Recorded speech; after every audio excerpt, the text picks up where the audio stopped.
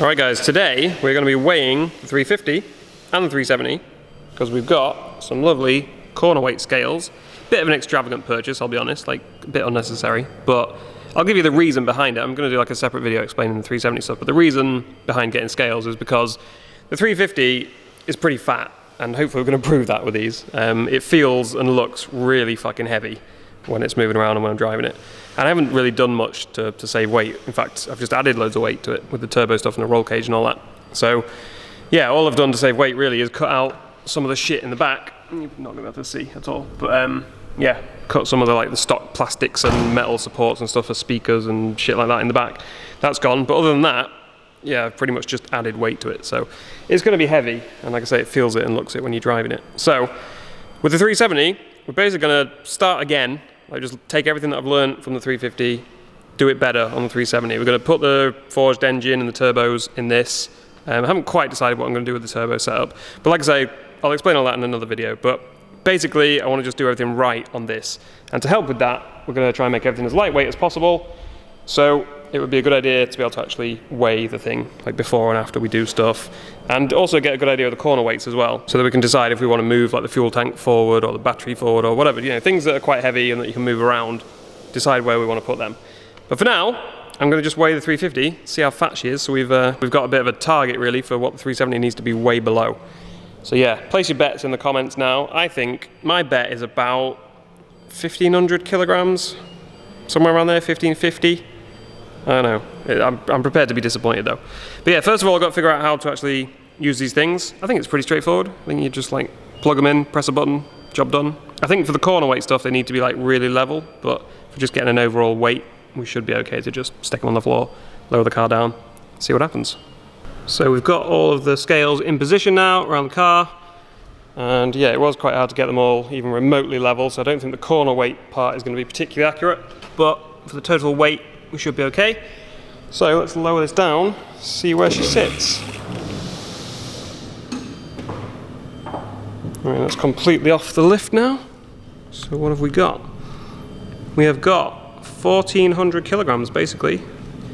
1,413 kilograms. Like I say, these corner weights aren't going to be super accurate, but it makes sense. Like the front has got way more weight over it than the back. So it's the left front and the right front, and these are the two rears. So yeah, that makes sense. But yeah, 1,400 kilograms is way lighter than I expected, to be honest. Considering, like I said, I haven't really done much lightweight stuff. I mean, we've taken all the stock interior out, obviously. Taking the stock seats out saves quite a bit. And there's loads of shit back here that we took out, taking the stock fuel tank out. But yeah, then obviously we've added a lot of stuff back in as well, like the cage and the turbos and the intercooler pipe work and the bigger manifolds and scav pump and loads of stuff that we've added back in. So I'm really surprised by that. Yeah, at first, because I did this earlier just to make sure I knew what I was doing. First, I thought it wasn't accurate at all. But every test that I've done, like I've moved the scales around a bit just to make sure they're all level and everything. And done it again, it gives the exact same results. If I stand on the car, it goes up by my exact body weight. If I put more fuel in, it goes up by exactly how much you would expect for each litre of fuel. So I think it is accurate. And it's just not quite as heavy as I thought. So next, we're going to weigh the 370, see how that compares. And the only other thing is, like I haven't really got a lot to compare this to at the moment. The only other weight I know of is another guy in BDC, Ian Phillips, who's got a 350 as well. He weighed his a while ago. He's got like fiberglass doors, fiberglass rear trunk lid, and some other bits, some of the lightweight stuff. He's cut a load of the floor out. And his was 1,330 kilograms, I think he said. So a fair bit, like pretty much 100 kilograms lighter than mine. So there's obviously a lot you can do to save more weight, but he's got a V8 in his, and then a supercharger and stuff, so he's got a bit of extra weight from other stuff. Overall, I'm kind of pleasantly surprised by how light this is to start with, considering I haven't done any lightweight stuff. Gives me hope for the 370 to be able to get down to a reasonable weight. But like I say, we need to know the weights of some other drifting competition cars really before we can actually make a decent kind of comparison and see where we need to be aiming for. So that'll be the next thing to find out. But for now, let's weigh the 370.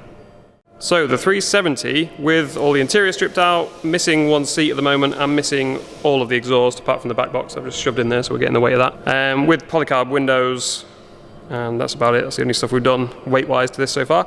With all that, we are at 1,332, so about 1,300 kilograms. So pretty much 100 kilograms lighter than this.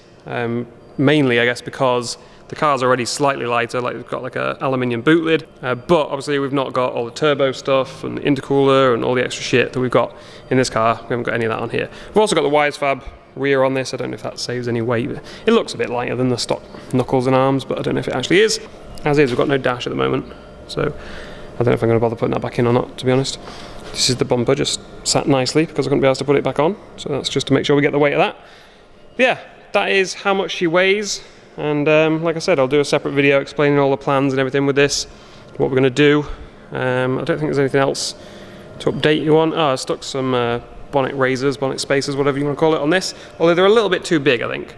I went for 40mm. Turns out 40mm is quite large. Like, you can still fit your fingers under there all the way down to the headlight. So I think I'm going to go down to like 30mm, which seems to be more standard what most people run. But yeah, that is pretty much it for this video. I know it's a short one, but shiny new toy. Just wanted to play with it, let you guys know the weights of these cars because I've always been curious. Like I say, very surprised how light this is really compared to what I thought. But yeah, we've got a good starting base for this hopefully, with it starting off quite a bit lighter. Obviously we're going to add weight by putting the seats in and the turbo stuff and all sorts of things, so it's going to get heavier, but hopefully we can kind of compensate for that by going like fiberglass rear boot, fiberglass doors, maybe fiberglass bonnet. And just cutting out a load of the floor and stuff like that. Like I said, we'll do a whole separate video explaining all the plans for this, so I will see you there.